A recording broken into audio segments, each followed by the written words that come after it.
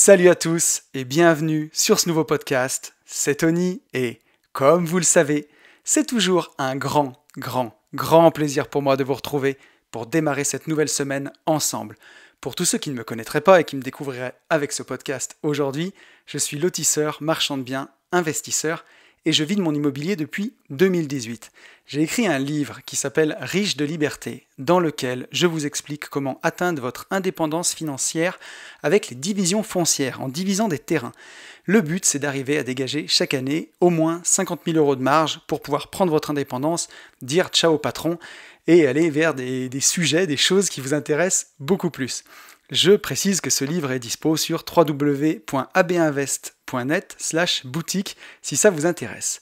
Et chaque semaine, on se retrouve dans ce podcast qui s'appelle Une vie de liberté, où on parle de développement perso, de finances personnelles et de tout ce qu'il faut faire et mettre en place pour avoir une vie où on choisit les choses, une vie plus libre. Vous pouvez aussi me suivre sur mon Instagram, @unevie-de-liberté. C'est là où je suis vraiment le plus présent, où j'essaye de poster pas mal de stories. Et d'ailleurs, si la division foncière vous intéresse, en ce moment, j'ai des lotissements en cours, donc je mets pas mal de stories, travaux, et vous êtes nombreux à me dire que ça vous plaît, donc ça, c'est vraiment trop cool. Je voudrais commencer ce podcast, comme chaque semaine, en remerciant tous les gens qui écrivent, qui commentent le podcast, qui me font des retours, parce que ça, c'est vraiment génial. Donc un grand merci à Xavier, Yann, David, Pauline, Thomas, Fabienne, Delphine, Xavier, Nargis, Aurélie, Yannick, Romain, Kylian, Camille, Antoine, Pauline, Thibaut, Quentin, Benjamin et Mehdi. Voilà, je suis vraiment navré pour tous ceux que j'oublierai, mais vous êtes vraiment nombreux à m'écrire en ce moment, et ça me fait vraiment plaisir. Et en plus, en ce moment, c'est vraiment un petit peu la course, parce que toute cette semaine, je suis en train de faire les travaux dans ma nouvelle résidence principale. On a pas mal de travaux sur les lotissements en cours, et voilà, c'était un peu la course. Et sachant qu'au moment où vous écouterez ce podcast, donc lundi, je serai en séminaire avec le Club des Rentiers aux Canaries, à Lanzarote, voilà, donc ça c'est vraiment trop cool, mais quand on veut pouvoir prendre des bonnes vacances pour se faire plaisir, eh ben, faut accepter par moment d'avoir des semaines un peu chargées. Avant d'attaquer le retour sur le podcast de la semaine dernière, je voudrais remercier tous les gens qui likent le podcast, qui commentent et qui me mettent, qui s'abonnent. Un grand merci à Antoine, notamment, qui a liké tous les podcasts de Une vie de liberté, donc ça c'est vraiment cool. Aujourd'hui on est 356 sur YouTube, donc là on est bien pour l'objectif de 500 que je me suis fixé, on est vraiment en bonne voie. 293 sur SoundCloud, c'est génial. Et 94 sur Apple Podcast, ça me fait vraiment super plaisir, parce que sur Apple Podcast, c'est une des bonnes façons d'être vraiment visible, de faire connaître le podcast, et on est super près de l'objectif de 100 commentaires et 100 étoiles, donc ça... Merci beaucoup à vous qui prenez le temps de liker, de commenter. Et voilà, si toi qui m'écoutes, tu oses pas commenter, tu peux le faire aussi sur mon Insta, @unevie-de-liberté, tu peux m'envoyer un message perso. Et voilà, vraiment à chaque fois, c'est ce qui me fait vraiment le plus plaisir, ça fait super plaisir, quoi. Donc, je vous propose, sans transition aucune, qu'on fasse un petit retour sur le podcast de la semaine dernière. Et un podcast que moi j'ai vraiment adoré, et vous avez été nombreux à l'aimer aussi, c'est l'interview de Nicolas Popovic. Donc il y en avait beaucoup d'entre vous qui le connaissaient pas, qui connaissaient pas son podcast, qui l'ont découvert au travers de cette interview.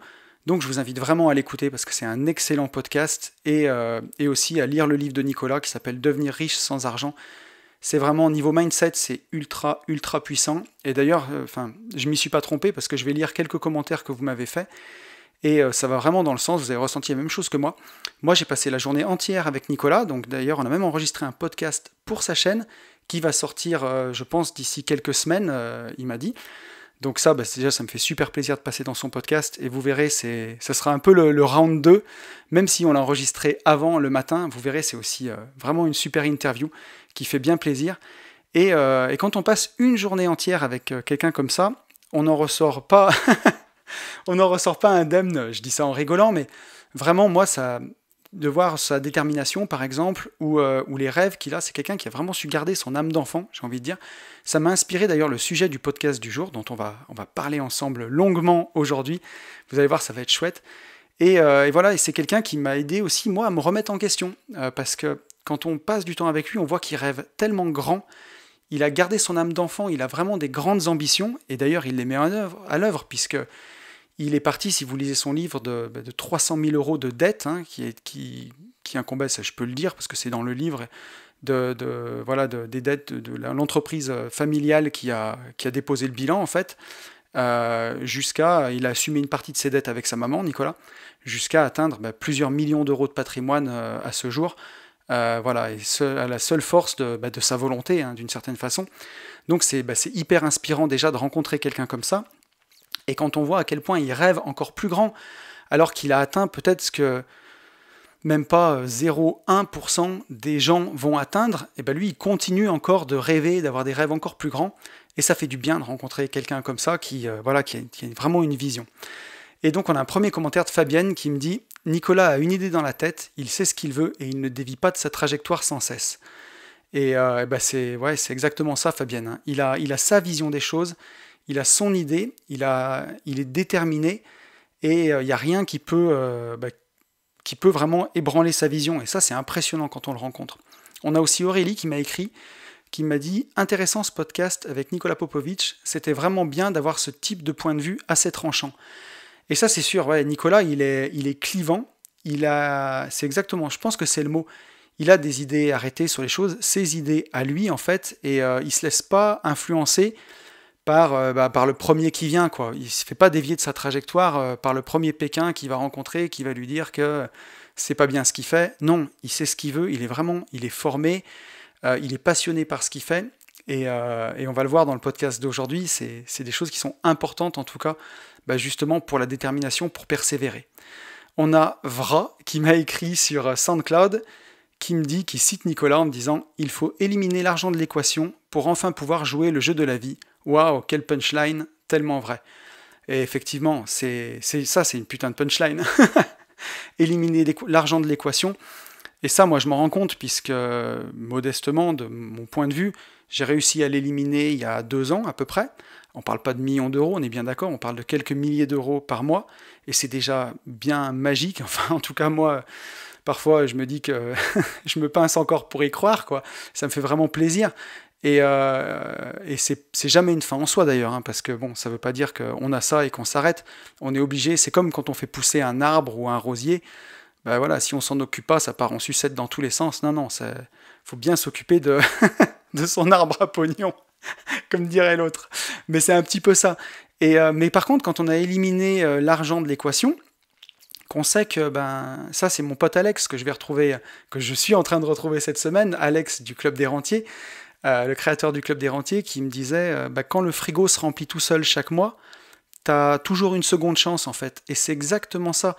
D'avoir le frigo qui se remplit tout seul, entre guillemets, remplacer son salaire, avoir 2-3 000 euros par mois pour bien vivre, tout le reste en fait, après on le fait par passion parce qu'on a éliminé l'argent de l'équation.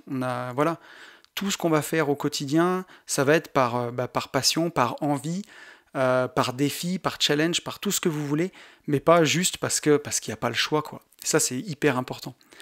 Et pour finir, je vais lire le commentaire de Quentin. Quentin qui me dit « Salut Tony, ton interview de Nicolas Popovic est super intéressante, je l'ai trouvé très terre-à-terre et ça m'a beaucoup plu.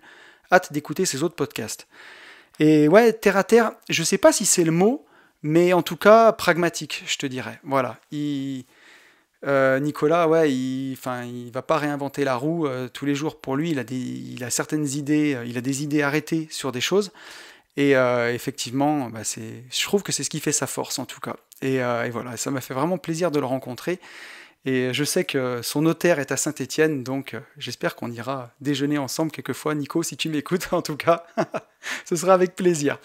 Et voilà, donc on a fini le retour sur le podcast de la semaine dernière. Mais d'avoir rencontré justement Nicolas, j'ai vu au travers de lui, quand on part de 300 000 euros de dette pour arriver à plusieurs millions d'euros de patrimoine, ça se fait pas par hasard. Et j'ai senti avec lui une vraie persévérance en fait dans les choses. Il s'avoue jamais vaincu, quoi. Il abandonne jamais. Et c'est ce que j'ai eu envie de traiter avec vous. Le sujet que j'ai eu envie de traiter cette semaine, c'est la persévérance. Parce que je pense que c'est une qualité qui est plus que nécessaire pour arriver à réussir. On le dit souvent, hein, la seule façon d'échouer, c'est d'arrêter. Et donc, qu'est-ce qu'il faut faire pour ne pas arrêter ? Il faut persévérer jusqu'à ce que ça marche. Alors, on va voir toutes les nuances qu'il y a là-dedans, parce que parfois, il y a aussi justement une nuance entre la persévérance et l'obstination. À quel moment on est en train de persévérer vers un objectif qui va se réaliser, ou à quel moment on est en train de s'obstiner dans une impasse. Donc ça, on va le voir aussi dans le podcast. Et pour ça, je voulais d'abord introduire un petit peu ce podcast en vous rappelant des histoires d'entrepreneurs qui ont essuyé des centaines, voire des milliers de refus. On peut parler de Walt Disney par exemple. Walt Disney qui cartonnait déjà avec Mickey et qui avait ce rêve de faire un parc d'attractions pour adultes. Et à l'époque, aujourd'hui, ça... tout le monde est convaincu que ça marche, puisque Disneyland, c'est fantastique, quoi. Enfin, quand vous allez à Disneyland Paris, moi je suis jamais allé en Floride, ou à Orlando, ou ailleurs, quoi, ou à Los Angeles, mais en tout cas je suis allé plusieurs fois à Disneyland Paris, et d'ailleurs avec Ben, mon associé, on est des deux grands enfants, et l'année dernière on avait une réussite à fêter, et on a pris le train pour aller à Disney tout un vendredi, juste tous les deux, comme deux grands gamins, et c'était vraiment formidable.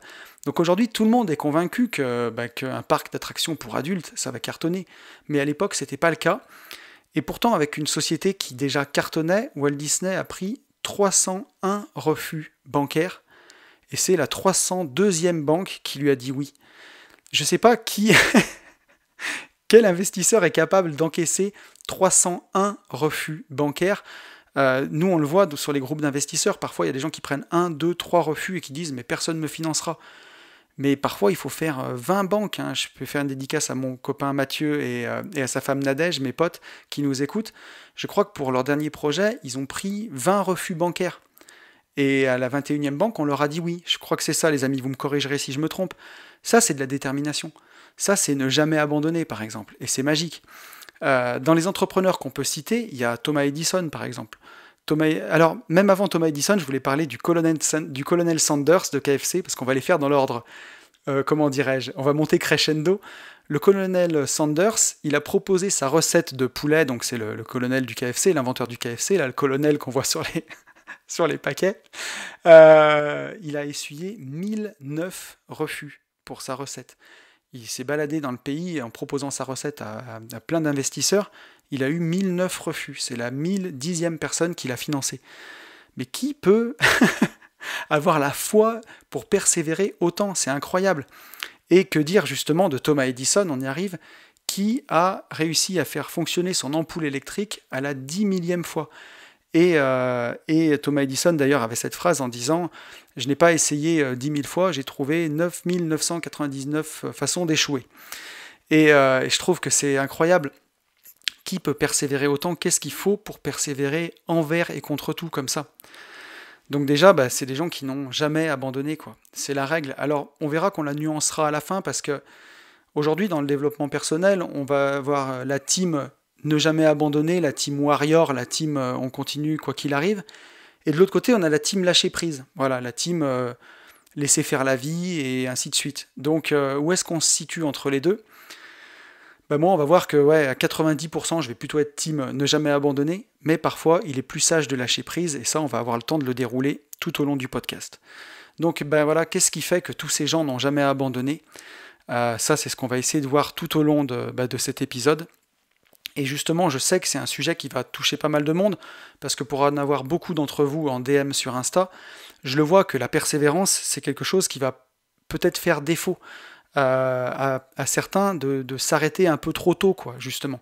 Et ça, c'est tellement dommage, c'est vraiment tellement dommage, puisque j'en parlais avec Fabienne, qui me suit aussi, qui commente très souvent le podcast, la Fabienne que vous avez beaucoup dans les retours du podcast, qui me le disait encore il n'y a pas si longtemps que la meilleure façon d'échouer, c'est d'arrêter.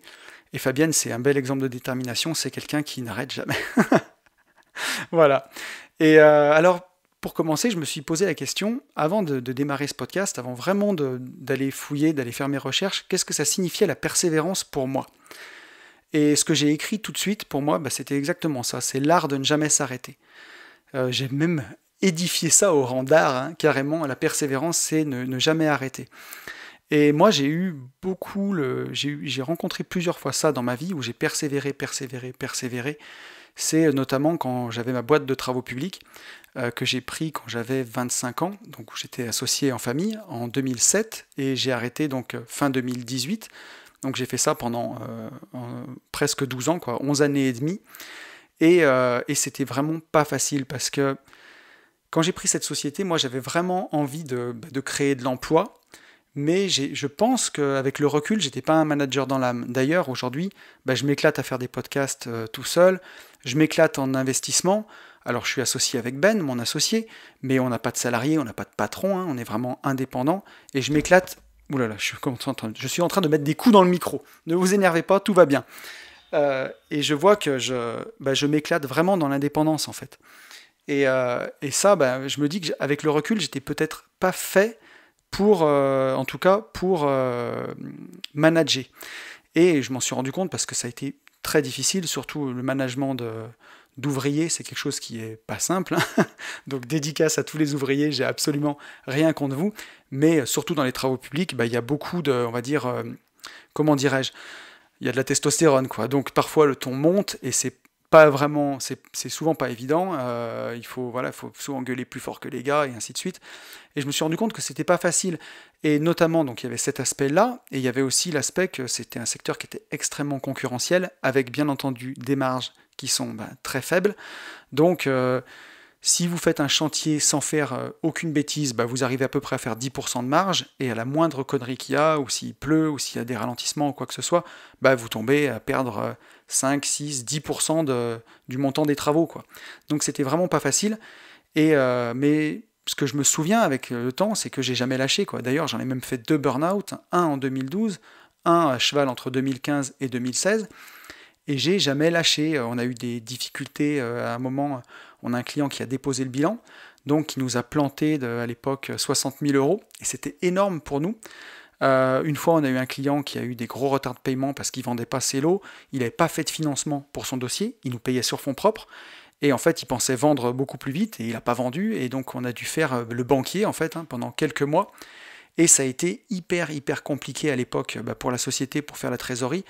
J'avais le banquier qui m'appelait le matin, qui me réclamait 100 000 euros sur les comptes pour midi, donc il fallait que j'appelle mes autres clients pour lesquels j'avais à peine fini les travaux, et pour qu'ils m'envoient de l'argent pour faire le joint. Et je me souviens qu'à l'époque, il n'y a aucun moment où je me suis dit que j'allais lâcher, parce que pour moi, déjà, on avait quand même un sacré chrome sur la tête, hein. Donc ça aide aussi, mais j'avais ma vision, je savais que j'irais au bout de mes engagements, auprès de ma famille, et puis voilà, auprès de cette société. Donc à aucun moment j'ai envisagé de lâcher. Jusqu'au moment où, quand j'ai atteint mon indépendance financière, j'ai pu quitter cette entreprise, et là, j'ai jugé que c'était plus la peine de persévérer dans cette boîte-là, puisque je me suis rendu compte, pour toutes les raisons qu'on a évoquées, que j'avais plus envie de faire de management, justement, et j'avais envie d'être vraiment indépendant, d'être tout seul, et de profiter de l'indépendance financière pour faire plein d'autres projets qui me tenaient à cœur. Et seulement à ce moment-là, j'ai changé, parce que j'ai lâché, parce que j'ai changé de vision. Et ça, on en parlera un peu plus loin à la fin du podcast. Et ensuite, il y a eu les débuts d'AB Invest, de ma nouvelle société, donc qui fait des lotissements. Et quand on a démarré ça, on était tous les deux avec Benjamin, mon associé, dans ma cuisine, à chercher des terrains sur le Bon Coin. On a monté notre société dans une autre région de laquelle on avait travaillé pendant 11 ans, 12 ans. Donc on n'avait aucun contact, on n'avait rien du tout. Mais par contre, on savait qu'on y arriverait, on savait qu'on pourrait monter notre boîte de lotissement et que ça fonctionnerait. Et on va dire, dans notre tête, on avait une vision tellement claire que pour nous, l'échec, ce ne serait pas une option. Et pourtant, on en a eu des échecs, et beaucoup. Le premier terrain sur lequel on s'est intéressé, on avait l'agent IMO qui nous avait vraiment gonflé les prix de revente des lots, d'à peu près 20%. C'est un secteur qu'on ne connaissait pas bien, c'était à côté de Roanne, pour le coup, et il nous avait dit que ça se vendrait dans les chiffres à peu près 100 euros du mètre carré, et en fait, on avait vraiment même commencé d'investir, pas d'argent, mais énormément de temps dans le projet, beaucoup de temps. J'ai même rencontré la mairie 2 fois sur place, on avait commencé à monter tout un dossier, on avait vraiment bossé, et en discutant avec plusieurs personnes, je me suis rendu compte que les prix de revente ne seraient pas là, quoi. Puisqu'à l'époque, sur le Bon Coin, c'était dur de voir les prix de revente, le site des impôts n'était pas encore en fonction, on peut voir les prix de revente, et je m'étais fait bourrer le mou, quoi, concrètement. Et il a fallu abandonner ce dossier alors qu'on avait investi des semaines de travail pour le faire sortir. Donc ça fait mal, et c'était un premier échec, alors qu'on pensait qu'on allait pouvoir sortir une première opération, et puis finalement, on a remis l'ouvrage sur le travail, l'ouvrage sur le travail, et le travail sur l'ouvrage, je ne sais plus. vous aurez compris. Mais on s'y est remis à fond et on a continué. Et aujourd'hui, le temps nous a donné raison puisque c'est en train de fonctionner, quoi, et même super bien. Donc ça fait vraiment plaisir. Mais on a persévéré envers et contre tout. Et pourtant, en plus, on a eu plein de gens qui nous ont découragés, que ce soit des anciens clients, ils se reconnaîtront, dédicaces, ou d'autres personnes qui nous ont appelés, voilà, pour nous dire que c'est pas facile, que ça se fait pas comme ça, que ci, que ça. Mais pour nous, on avait une vision tellement claire, à aucun moment on s'est dit qu'on n'y arriverait pas. Et on a persévéré envers et contre tout, et on a tissé du réseau, on a tissé même des liens avec des agents IMO, avec des géomètres, avec des gens, avec des notaires, et ça fonctionne. Aujourd'hui, on a plusieurs lotissements en cours, on a des affaires de marchand de biens qui fonctionnent très très bien. Donc voilà, et pourquoi ? Parce qu'on n'a jamais lâché, en fait, on n'a jamais considéré que l'échec était une option, en fait. Donc voilà, avant de démarrer ce podcast, la vision que j'avais vraiment de tout ça. J'avais l'exemple où j'ai persévéré jusqu'à ce que ça réussisse, et d'autres moments où j'ai persévéré jusqu'à un certain point, puis j'ai changé de vision, et j'ai arrêté. Et maintenant, on va rentrer un petit peu dans le sujet. Alors, la première chose que je fais habituellement, c'est d'aller définir la persévérance. Qu'est-ce que c'est vraiment, au-delà de moi ce que j'en pense, qu'est-ce que c'est persévérer ? Donc dans le Larousse, persévérer, c'est demeurer ferme et constant dans un sentiment, une résolution. Donc là, on voit que ça corrobore un peu avec la première chose que j'en avais. C'est demeurer ferme et constant, c'est rien lâcher, quoi, concrètement. Quand on a pris une résolution ou qu'on a le sentiment qu'on va réussir, on demeure ferme et constant là-dedans. Après, ça continue, c'est durer longtemps en dépit de tout. Voilà, durer longtemps. Donc persévérer, c'est sur le long terme, c'est pas faire du one-shot ou faire un sprint sur quelques mois, c'est durer longtemps. Et en dépit de tout, en dépit des découragements, en dépit des coups durs, de tout ce qui peut arriver. La définition, elle continue par continuer de faire ce qu'on a résolu par un acte de volonté renouvelé. Ça, c'est super intéressant. C'est super intéressant parce que c'est ce qu'on a résolu, continuer de faire, on fait ce qu'on a résolu. Donc la résolution qu'on a prise, la décision à un moment qu'on a prise. On a une vision pour faire quelque chose, on prend une résolution et on continue de le faire par un acte de volonté renouvelé. Donc ça va impliquer de renouveler sa volonté à chaque fois. On ne va pas compter que sur la motivation ou sur... il va falloir faire preuve de discipline à un moment. Voilà. Là, une volonté renouvelée, justement, c'est de la discipline. C'est coûte que coûte, quoi qu'il arrive, on continue. Si on a vraiment une vision, si on a vraiment envie que ça fonctionne, on a pris cette résolution-là, il va falloir renouveler cette volonté à chaque fois. Et je voulais finir cette définition de la persévérance par une citation qu'on attribue à Pierre de Coubertin, qui nous dit « Point n'est besoin d'espérer pour entreprendre, ni de réussir pour persévérer. » Donc ça, qu'est-ce que ça veut dire ? Pour entreprendre, pour commencer à faire quelque chose, il n'y a pas besoin d'espérer que ça marche, et pour continuer de le faire chaque jour, il n'y a pas besoin de réussir. Il faut juste continuer. Parce que parfois la réussite, elle est capricieuse, et elle ne vient pas vite, justement. C'est pour ça qu'on parle de persévérer. Si la réussite, elle venait dès qu'on attaque, dès qu'on fait un petit peu, mais ça serait trop facile. Et c'est pas comme ça que les choses fonctionnent. La réussite, parfois, elle est capricieuse, parfois, elle met du temps à venir. Et ça, on le voit toujours. Si vous avez quelqu'un qui est en train de taper sur un rocher et qui met 100 coups de masse pour exploser le rocher, si vous arrivez au 99e coup de masse, sur un rocher, on ne le voit pas pour le fissurer tout doucement. Vous allez avoir l'impression qu'il vient de péter le rocher au premier coup de masse. Mais vous ne voyez pas les 100 coups qu'il a mis avant. Et c'est aussi pour ça que la réussite, parfois, on a l'impression qu'elle explose au visage des gens et qu'elle se fait d'un seul coup quand ça explose. Mais en fait, on ne voit pas tout ce qui a été fait avant. Par exemple, modestement et avec mon tout petit exemple, je peux le voir avec l'interview qu'Antoine BM a fait de moi il y a quelques semaines. J'avais un compte Instagram qui était déjà à 2000 personnes et qui est monté à 2500.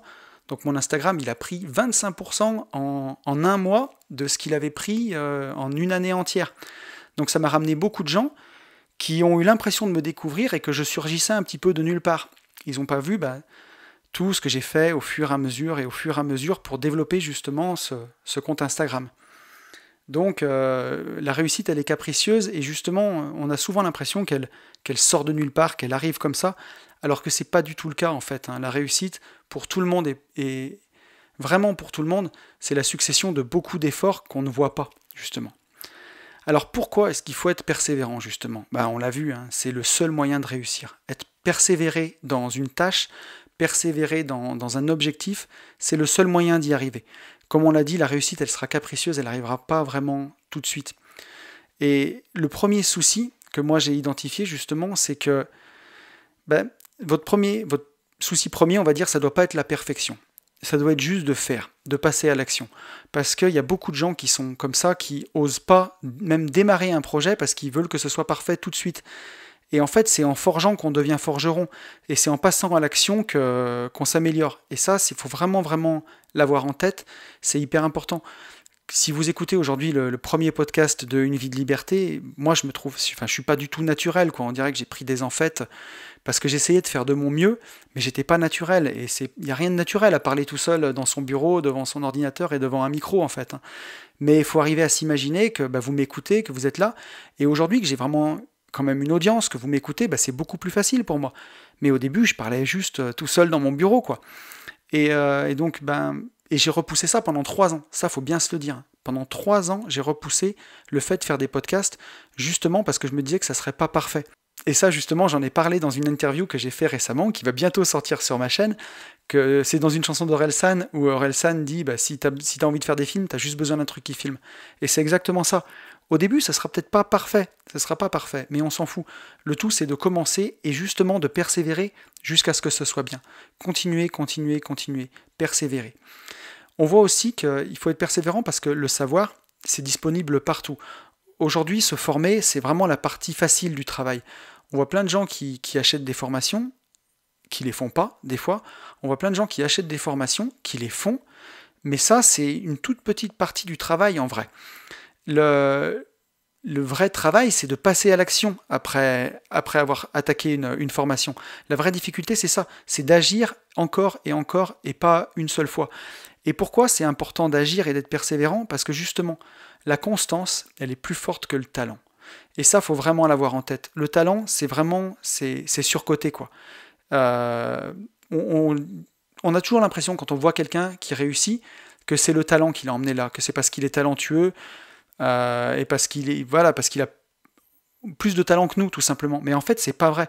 C'est juste parce que la personne, elle est passée à l'action, elle a été constante, elle a fait toujours, chaque jour, un petit peu plus, en fait, et elle s'est améliorée avec le temps. Et au bout d'un moment, quand on fait beaucoup une chose, on devient un expert. Quand vous achetez plusieurs biens immobiliers, quand vous passez plein de fois chez le notaire, vous êtes un expert. Ça, vous ne pouvez pas l'avoir que dans les livres, par exemple. Et donc, là, il n'y a pas le choix. Il faut être constant, il faut faire. Ce qu'il faut se dire, c'est que si on s'améliore juste de 1% en plus chaque jour, à la fin de l'année, c'est 365%, c'est la magie des intérêts cumulés, c'est colossal. D'une année sur l'autre, vous pouvez être carrément une personne différente, juste en étant constant et en travaillant un tout petit peu plus chaque jour. C'est pour ça que je dis le talent, c'est vraiment surcoté. Faut pas croire. Les gens talentueux, justement, c'est des gens qui travaillent pas, et c'est ça qui fera la différence entre celui qui travaille et celui qui est talentueux. Celui qui est talentueux, il va performer au départ, mais il va rester sur ses acquis, et quand ça va devenir dur, il aura tellement pas eu l'habitude de travailler qu'il va lâcher justement. Et c'est celui qui est persévérant, qui chaque jour, a l'habitude de faire 1% de plus, de travailler, c'est vraiment lui qui va cartonner sur le long terme. Voilà. Donc c'est le travail et la persévérance qui produisent les résultats. C'est pas le talent. Et d'ailleurs, il y a la fable que j'aime bien de La Fontaine, du lion et du rat, où c'est un lion qui est pris dans un filet et qui se débat dans tous les sens, et pour seul résultat d'être encore plus pris dans cette nasse et pas pouvoir sortir. Et pendant ce temps-là, il y a le petit rat qui ronge le filet, tout doucement, qui finit maille par maille par faire un trou pour que le lion puisse s'enfuir. Et la morale de cette fable de La Fontaine, c'est patience et longueur de temps font plus que force ni que rage. Et ça, il faut vous dire que c'est hyper puissant, quoi. On pouvait parler de Nicolas Popovic qui est parti de moins 300 000 pour aller à plusieurs millions d'euros de patrimoine. Ça s'est pas fait en claquant des doigts. Il n'a pas eu de la chance. Il n'y a personne qui est venu le voir un jour pour lui proposer une affaire en or du jour au lendemain. Non, ça a été euro par euro, opération par opération, rénovation d'appart par rénovation d'appart, petit morceau par petit morceau. Alors forcément, quand vous partez de zéro, quand on voit quelqu'un comme ça, soit ça peut motiver, soit ça peut carrément décourager, quoi. Et vous dire que c'est trop loin. Mais on surestime tout le temps ce qu'on peut faire en 1 an, mais on sous-estime ce qu'on peut faire en 5 ans ou en 10 ans. En 5 ans ou en 10 ans, vous pouvez largement devenir millionnaire, ça c'est une certitude, c'est loin d'être si difficile que ça. Quelques biens immobiliers bien achetés, une bonne épargne sur vos salaires, et en 10 ans c'est possible. Et une fois que vous avez le premier million, après tout est beaucoup plus simple. Hein. Et voilà, et donc je le vois pourquoi il faut être vraiment persévérant. J'ai des clients aussi en coaching, et je le vois, ceux qui ne sont pas constants, ceux qui vont être motivés pendant 1 mois, qui vont bosser à fond, puis après s'arrêter 3 mois, puis rebosser 3 semaines à fond, puis s'arrêter 6 mois. Ça ne peut pas marcher comme ça, et c'est là, il n'y aura pas de résultat, c'est pas possible. En fait, il n'y a pas besoin de mettre des coups de collier comme ça, mais travailler 1 heure chaque jour sur son projet, c'est ce que vous pouvez vous faire de mieux comme cadeau si vous avez vraiment envie de changer votre vie, quoi. Et d'être constant, d'être persévérant, voilà. 1 heure, plus 1 heure, plus 1 heure, plus 1 heure, chaque jour, sans rater. C'est vraiment la façon d'y arriver. On pourrait le dire pour la méditation aussi. Hein. La méditation, il n'y a pas besoin de méditer 1 journée tous les mois. C'est pas comme ça que ça fonctionne. C'est de méditer 10, 15, 20 minutes par jour, tous les jours. Et c'est là où on voit vraiment le bénéfice dans sa vie, en fait, hein, tout simplement. Alors la prochaine question que je me suis posée, c'est justement, voilà, pourquoi les gens lambda, pourquoi les gens dans la vie sont pas persévérants? Pourquoi est-ce qu'on abandonne quand ça devient difficile? Qu'est-ce qui fait que, justement, on ne va pas persévérer? Qu'est-ce qui fait qu'on va lâcher? La première chose que j'ai notée, c'est que les gens ne veulent pas se faire mal, quoi. Concrètement, alors c'est un peu no pain, no gain, ça, mais en gros, la réussite, elle se situe en dehors de la zone de confort. Ça, c'est une évidence. Si la réussite se situait dans votre zone de confort, là où vous êtes, vous aurez déjà réussi. Alors si vous avez déjà réussi, si vous avez réussi à avoir 1 million, si vous avez eu, comme le disait un peu Nicolas Popovic, l'énergie pour arriver à 1 million d'euros de patrimoine, c'est que vous êtes un bosseur, donc vous n'allez pas vous arrêter là. Et c'est que vous êtes sorti de votre zone de confort. Donc, comme la réussite, elle se situe en dehors de la zone de confort, par définition, si c'est pas confortable, ça va être difficile. Et si on arrête quand c'est difficile, justement, on ne peut pas réussir concrètement. Donc les gens, lambda, la moyenne, c'est des gens qui vont rester dans leur zone de confort, qui ne veulent pas se faire mal. Ou alors, ce qui fait qu'on arrête, qu'on n'est pas persévérant, c'est qu'aussi, on ne le veut pas assez fort, tout simplement. Et parfois, j'ai des gens en coaching, ou alors même en discutant, quand je leur dis qu'il va falloir épargner beaucoup sur son salaire, au moins 20%, ça me paraît être un minimum, mais que voilà, dans l'idéal, il faut essayer de vivre, je ne sais pas, vous le mettrez à votre salaire, mais il faut essayer de vivre avec 1 500 euros. Si vous gagnez entre 1 500 et 2 000, il faut essayer de vivre entre 1 300 et 1 500 euros et mettre de côté tout ce qui dépasse. En tout cas, au début, pour faire grossir sa boule de neige, c'est hyper important. Et celui qui n'est pas capable de faire ce sacrifice-là, pour qui ça serre trop la ceinture, c'est qu'en fait, il veut peut-être pas assez fort l'indépendance et la réussite, et en tout cas, vraiment une vie différente. Et c'est ok, c'est pas grave du tout, et c'est cool, et il n'y a aucun problème avec ça. Mais il faut être ok avec ça, que si on veut une vie différente, si on veut arriver à atteindre son indépendance, il faut savoir faire ces sacrifices-là. Ça va être hyper important. Et justement, si on le veut assez fort, si on veut vraiment changer, si on a pris cette résolution-là, alors c'est même pas un sacrifice en fait, ça fait partie du processus, et là on arrive à persévérer, et chaque mois, à mettre de côté, et il y a même un certain plaisir là-dedans, de voir grossir sa boule de neige, de pouvoir investir, il y a un plaisir là-dedans, vraiment.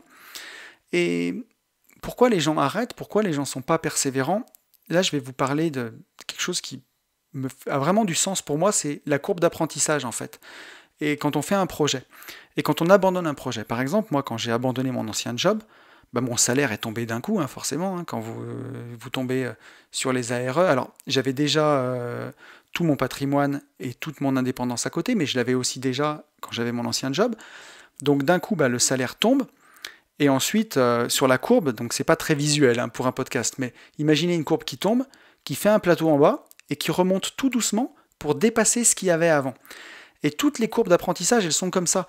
Forcément, quand vous lâchez quelque chose qui est confortable, vous tombez d'un seul coup. Et ensuite, vous tombez dans le trou de la courbe de progression. Donc ça, il y a un ouvrage de Seth Godin, qui est un petit peu le pape du marketing aux États-Unis, qui s'appelle le dip, le trou, quoi. C'est de ça qu'il parle.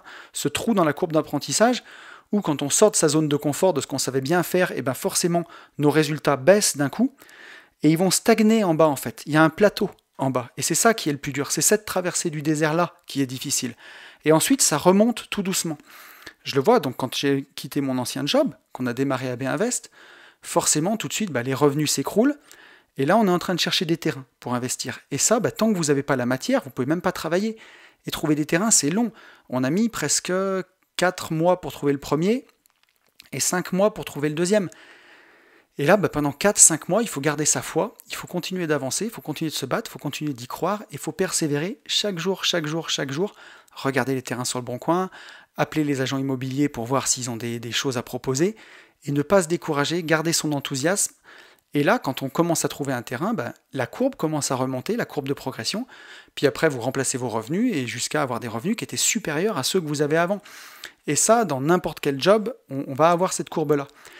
Et donc, en général, c'est psychologique, mais quand on a abandonné une situation confortable, qu'on est sur la courbe descendante, puis qu'on est dans le bas de la courbe, et que là on est dans le dip, justement, dans ce moment-là, où on a l'impression de faire du surplace, en ayant perdu beaucoup par rapport à notre situation d'avant, c'est là où c'est le plus dur, quoi. Et c'est là où il faut continuer, justement, quand ça devient difficile. C'est là où il faut persévérer. Et j'ai presque envie de dire que, si on le verra à la fin, mais si on a une vision claire, justement, il ne faut pas se poser de questions, en fait. Il faut continuer. Je le vois, par exemple, pour le podcast, pour Une vie de liberté. Alors, pour Une vie de liberté, c'est monté de façon plutôt linéaire, donc j'ai pas eu ce dip-là, puis comme je le faisais par plaisir, sans rien en attendre, je me cassais pas la tête, je le faisais vraiment par passion. Mais par exemple, pour mon compte Instagram, je le vois, Instagram, monter une communauté sur Instagram, c'est très très ingrat, je m'en rendais pas compte. J'ai démarré avec 300 personnes il y a 1 an, et aujourd'hui, on est 2500. Et il y a eu des moments où il y a eu des plateaux pendant 1 mois où je prenais aucun abonné. Et pourtant, je faisais des stories, je continuais. Et Instagram, c'est un bon modèle de persévérance où, quoi qu'il arrive, chaque semaine, il faut faire 1 post, 2 posts ou 3 posts. Même il y en a certains qui postent tous les jours. Pour moi, c'est au-dessus de mes forces, j'y arrive pas. Mais voilà, chaque semaine, j'ai posté, même quand j'avais pas envie. Des fois, le dimanche matin, je me posais, j'écrivais 4-5 posts d'avance. Je faisais 4-5 photos pour avoir de l'avance. Je m'organisais pour pouvoir être justement persévérant, chaque semaine poster, et après faire des stories, alimenter, essayer de donner du contenu intéressant. Et même quand on a l'impression de pédaler dans la semoule. Et puis il y a des moments justement où on est en bas de ce dip, et tac, ça part. On ne sait pas pourquoi, on prend 20, 30 abonnés dans une journée, parce qu'il y a quelqu'un qui repartage une story, parce qu'il y a quelque chose. Et ça, c'est un bel exemple de persévérance. Voilà. Pour monter une communauté, moi, c'est quelque chose que je ne connaissais pas. Et ça ne peut pas se faire comme ça, il n'y a rien de facile là-dedans, il ne va rien se passer de magique, on ne va pas commencer à vous suivre du jour au lendemain, il faut donner de sa personne, et surtout un petit peu tous les jours, voilà. Si vous le faites pendant 1 mois à fond, puis que vous arrêtez 3 mois, et que vous le faites pendant 1 mois à fond, vous arrêtez 3 mois, ça ne peut pas marcher. Il faut faire un petit peu tous les jours, justement. Et en faisant un petit peu tous les jours, c'est ce qui fait que ça monte, quoi. Voilà. Alors ensuite, on arrive à la prochaine partie de ce podcast, c'est qu'est-ce qu'il faut pour continuer de persévérer, justement. Qu'est-ce qu'il va falloir pour que on lâche pas le steak, quoi. Pour que quoi qu'il arrive, quoi qu'il en coûte, on continue de persévérer. La première chose que je vois, moi, c'est une vision à long terme. Je l'ai un petit peu spoilé tout au long de ce podcast, mais il faut croire en ce que vous faites. Il faut que ça ait du sens pour vous. Moi, je le vois pour la création d'AB Invest, à aucun moment, que ce soit Benjamin ou moi, on a pu laisser planer le doute que ça ne marcherait pas. Envers et contre tous, on savait tous les deux qu'on voulait continuer dans l'indépendance, on voulait entreprendre tous les deux, on voulait faire de la viabilisation de lotissement, et que quoi qu'il arrive, on y arriverait. Et au final, je crois que c'est Henry Ford qui disait ça, que quoi que vous fassiez, que vous pensiez que vous ayez tort ou raison, dans les deux cas, que vous pensiez que vous ayez tort ou raison, dans les deux cas, vous avez raison quelque part. Et c'est vraiment ça. Si vous y croyez vraiment, alors ça marche, alors ça se passe. Et nous, je pense qu'on avait cette vision à long terme. Alors, on n'est qu'au début de l'aventure et ça continue, mais voilà, quoi qu'il en soit, ça marche et ça continue. Il faut croire en ce que vous faites et il faut que ça ait du sens pour vous. Si vous n'y croyez pas à ce que vous êtes en train de faire, ou si ça n'a pas de sens, alors ce sera très dur de persévérer. Mais si vous y croyez et que ça a beaucoup de sens pour vous, alors ce sera naturel et vous continuerez. Des gens comme Elon Musk, par exemple, on peut le prendre en exemple, Elon Musk. Il est multimilliardaire, il pourrait arrêter de travailler 15 000 fois, lui, l'indépendance financière. Ça fait longtemps qu'il l'a atteint, et pourtant il continue. Et pourquoi il continue? Il continue pas pour l'argent, il s'en fout de l'argent. Je crois que même qu'il a vendu toutes ses maisons, je crois même qu'il est locataire. Il veut justement plus rien posséder, à part ses sociétés et les faire fructifier. Mais il fait ça pourquoi? Parce qu'il a une vision pour le monde. Il veut envoyer des gens sur Mars, il veut coloniser la planète Mars, et il fera tout pour que ça arrive. Et sa vision, c'est ça. Et il en a la ferme conviction qu'il y arrivera, donc pour lui, il persévère. Chaque mois, chaque jour, chaque année, il avance vers ces objectifs-là. Il a une foi inébranlable. Donc ça, c'est pour ça qu'il peut persévérer. Ça me fait penser que voilà, il faut aimer ce que vous faites pour pouvoir persévérer coûte que coûte, justement. J'ai ma coach qui me disait cette phrase que j'aime beaucoup, qui me dit « Quand ça te pèse, tu t'égares ». Et ça, c'est vraiment puissant, je trouve. C'est tout simple, mais voilà, quand une situation vous pèse, en général, c'est que vous n'êtes pas sur le bon chemin. Normalement, persévérer, ça doit pas être difficile. Alors attention, je mesure mes mots. Forcément que c'est difficile d'aller à fond vers un objectif et de ne pas réussir. Mais il faut avoir un peu plaisir dans ce que vous faites. Voilà, il ne faut pas que ça vous pèse en tout cas, c'est ce que je veux dire. Si le chemin vers l'indépendance financière, au final, le bonheur, c'est le chemin. Si c'est ça qui vous branche, l'indépendance financière, visiter des appartes, économiser, ça doit vous faire kiffer.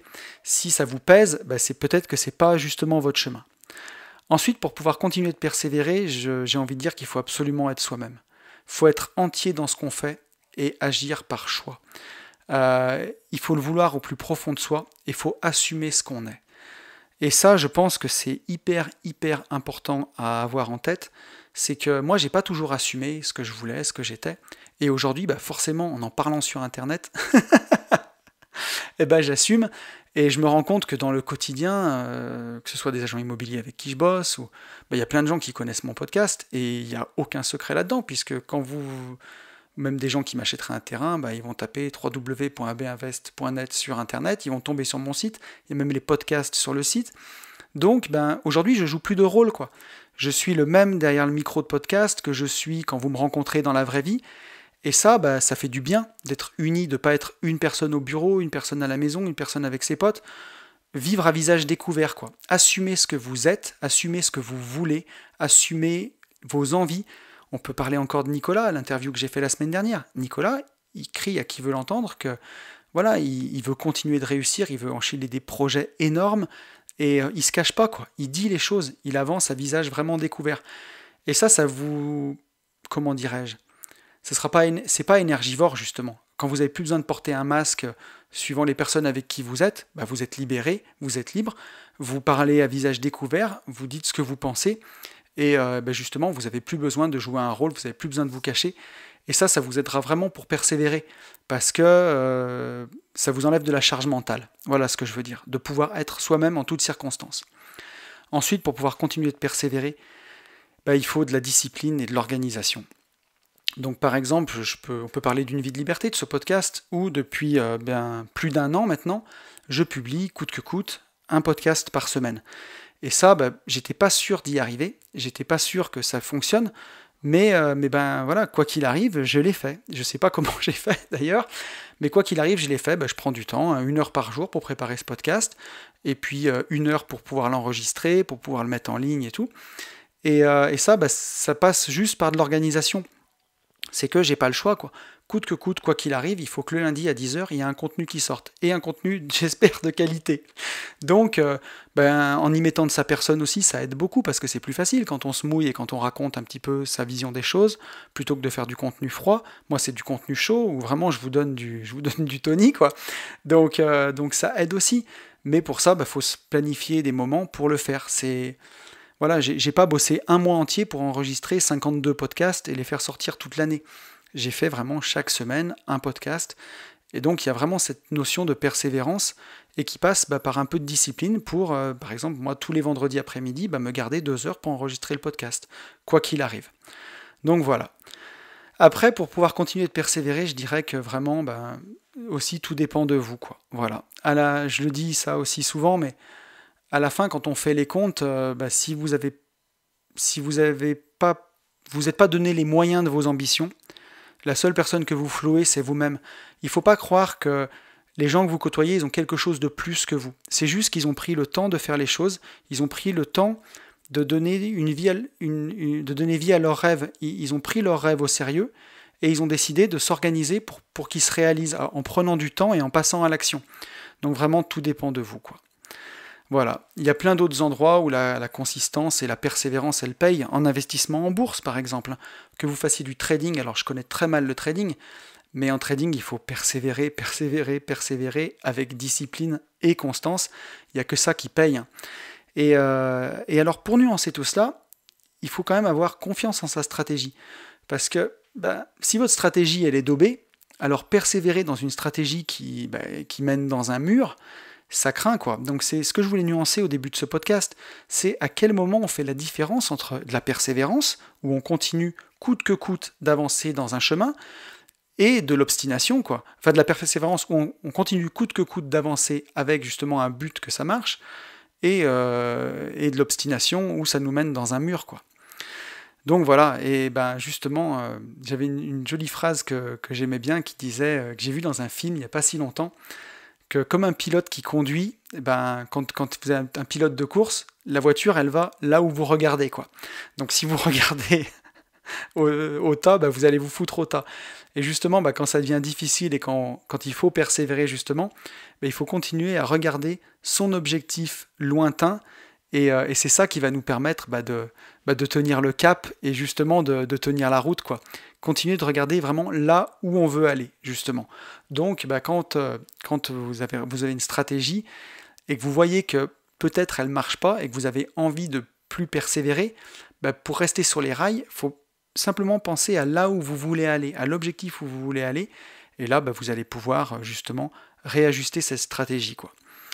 Alors, ce qu'il faut se dire, c'est à quel moment c'est utile de persévérer ou alors de s'arrêter. Il faut bien avoir en tête qu'il y aura toujours des moments de doute sur le chemin. Voilà, comme là, on vient d'en parler justement, les moments où ça va être difficile, on va avoir tendance à perdre la route des yeux, à trop voir les problèmes. Bien penser à l'objectif final, et à ce moment-là, souvent les doutes s'effacent en fait. Quand on repense à l'objectif qu'on veut atteindre, les doutes un petit peu s'effacent. Mais parfois, c'est pas aussi simple. Par exemple, dans son couple, si vous avez un couple qui part en sucette, si l'objectif c'est d'être ensemble, mais qu'il n'y a qu'un des deux qui veut et que celui qui veut c'est vous, à quel moment on continue de persévérer pour essayer de sauver les meubles, ou à quel moment on arrête? Ou alors, par exemple, si vous aviez pour vision, je sais pas, de devenir multimillionnaire, et que vous voyez que vous êtes en train d'y passer, je sais pas, beaucoup de temps, et que vous voyez plus votre famille ou quoi, vous posez la question, est-ce que je continue de persévérer là-dedans? Une bonne question à se poser, c'est est-ce que je suis toujours en accord avec ma vision, par exemple? Et ça, c'est important. Est-ce que ma vision à long terme, c'est toujours celle-là? Il y a deux questions à se poser, je pense, quand vous voulez savoir si c'est utile de persévérer ou si c'est le moment de s'arrêter, justement. La question, c'est est-ce que je prends toujours du plaisir dans ce que je fais? Alors la première, c'est est-ce que c'est toujours en accord avec ma vision, ce que je veux faire? Donc si par exemple là, persévérer dans mon couple ou arrêter, ma vision c'est d'être ensemble, oui, là vous pouvez dire que c'est toujours en accord avec votre vision. Après, il y a est-ce que ça me plaît toujours? Est-ce que je suis toujours en train d'avoir du plaisir dans ce que je fais? Si dans votre couple ça va plus du tout, peut-être que là la réponse c'est non. Et la troisième question à se poser, c'est est-ce que j'ai des résultats dans ce que je fais? Et si dans votre couple ça marche pas, c'est non. Et si vous répondez non à deux questions sur la vision, est-ce que ça vous plaît toujours et est-ce que vous avez des résultats? S'il y a deux non et un oui, ça vaut peut-être le coup de se poser la question d'arrêter. Si par exemple votre souhait le plus cher c'est d'être multimillionnaire, on va dire, la question à se poser c'est est-ce que c'est toujours en accord avec ma vision? Si c'est oui, je veux toujours être multimillionnaire, ma vision des choses, alors on y va. Est-ce que ça me plaît toujours, ce que je fais, de faire des investissements, de continuer? Si c'est un oui franc et massif, on continue. Est-ce que j'ai des résultats? Si en ce moment ça pinaille et que vous avez un non à cette question, vous avez deux oui pour un non, donc ça vaut le coup de continuer. Mais par contre, ça vaut peut-être le coup aussi de rajuster sa stratégie à ce moment-là. C'est peut-être ça qui vous fait défaut. C'est peut-être qu'il faut continuer de persévérer dans l'objectif, mais si vous n'avez pas de résultat, peut-être pas persévérer dans cette stratégie-là, et trouver une autre stratégie. Donc ça c'est vraiment important à avoir en tête. Et voilà, donc pour reprendre encore un autre exemple, ce que je peux dire c'est que pour moi, par exemple, j'arrivais à épargner à un moment plus de 50% de mon salaire, Et ça n'a jamais été vu comme un sacrifice pour moi, parce que c'était un plaisir de voir grossir ma boule de neige, ça a toujours été un plaisir d'investir. Donc moi, la question de la vision, elle a toujours été là. La question de si ça me plaisait a toujours été là. Après, par moment, j'ai plus eu de résultats. Notamment dans mon ancienne entreprise de travaux publics, il y a un moment où j'avais plus de résultats ici. Donc j'ai justement réajusté la stratégie, déjà en quittant cette société, en créant une nouvelle, pour être plus heureux. Et après, j'ai recommencé à avoir des résultats. Donc il y a un moment où on va plus, comment dirais-je, persévérer. On persévère toujours vers le même but, mais on ne persévère pas dans la stratégie. On peut changer de stratégie. Donc ces 3 questions-là, elles sont quand même utiles pour savoir si on continue dans la même voie ou si on en explore une autre. Et ça, c'est vraiment important. On pourrait même parler de la stratégie ETF en bourse, par exemple. Moi, je suis convaincu qu'elle est très bonne. C'est une stratégie qui est en accord avec ma vision. Ça me plaît d'investir dedans. Est-ce que j'ai des résultats ? En ce moment, avec le Covid, avec ce qui s'est passé, il n'y a pas vraiment de résultats. Hein. Ça fait plus ou moins zéro, avec entre la grosse chute qu'il y a eu et la remontée. Donc, toujours en accord avec ma vision, ça me plaît toujours. On continue. Et les résultats, je suis sûr qu'ils vont venir. Parce que là, pour moi, la stratégie est bonne. Après, parfois, si on peut attendre 1 an, 2 ans, si c'est toujours en accord avec la vision, si ça me plaît toujours, mais si les résultats sont pas là, peut-être qu'il faudra changer de stratégie. On ne sait jamais ce qui peut se passer aujourd'hui. On est dans le paradigme des banques centrales. Le monde change aussi. On peut essayer plein de choses. Mais voilà, ces 3 questions, je trouve, qui sont vraiment utiles à se poser. Voilà, écoutez, je crois qu'on a fait le tour du podcast. J'espère que ça vous aura plu en tout cas. J'espère que si jamais vous avez du mal à persévérer dans une voie, ça vous aura aidé à y voir un peu plus clair. Je l'espère en tout cas. Moi, je sais que c'est un podcast que j'ai vraiment bien aimé préparer et que j'ai eu plaisir à vous retranscrire. Voilà, j'espère que ça vous aura plu. Moi, écoutez, je vais vous souhaiter une bonne semaine. Alors là, j'y suis pas encore, mais... Je vais sûrement remettre mes tongs là au moment où je vous parle et aller prendre un peu le soleil. Et ça aussi, c'est vraiment cool. Et je prendrai un petit peu de soleil pour vous le partager sur Instagram. Et voilà. Écoutez, je vous souhaite le meilleur en tout cas. Je vous souhaite de persévérer dans vos projets parce que c'est la seule façon de réussir. Je vous souhaite d'avoir la sagesse de vous poser ces 3 questions. Si jamais vous voyez que vous êtes toujours d'accord avec votre vision, que ça vous plaît toujours, mais que les résultats ne sont pas toujours là, pour peut-être pivoter un peu. Je vous souhaite vraiment à tous le meilleur, et vous le savez, je vous souhaite, par-dessus tout, de vivre libre.